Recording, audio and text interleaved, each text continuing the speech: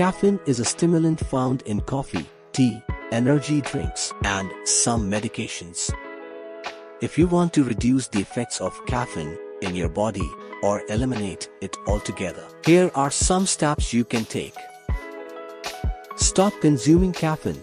The most direct way to remove caffeine from your body is to stop consuming it. This means avoiding coffee, tea, soft drinks, energy drinks, and foods or medications that contain caffeine. Hydration.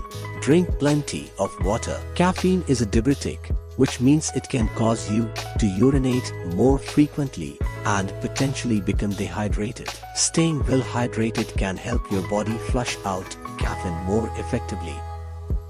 Eat balanced meals. Eating balanced meals can help stabilize your blood sugar levels, which can in turn help mitigate some of the effects of caffeine. Avoid excessive sugar and processed foods.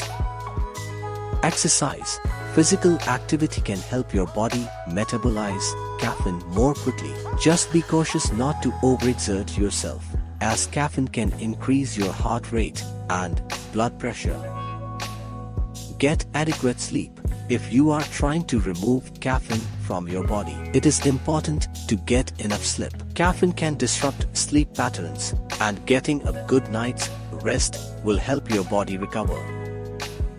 Herbal teas. Some herbal teas, such as chamomile or peppermint, are caffeine-free and can be soothing. Consider switching to these as a caffeine-free alternative. Time.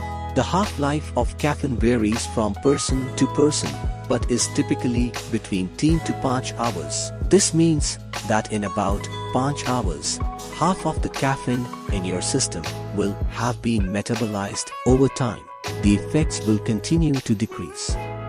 Consult a healthcare professional if you have consumed a very high amount of caffeine or have specific concerns about caffeine withdrawal. It may be a good idea to consult a healthcare professional for guidance.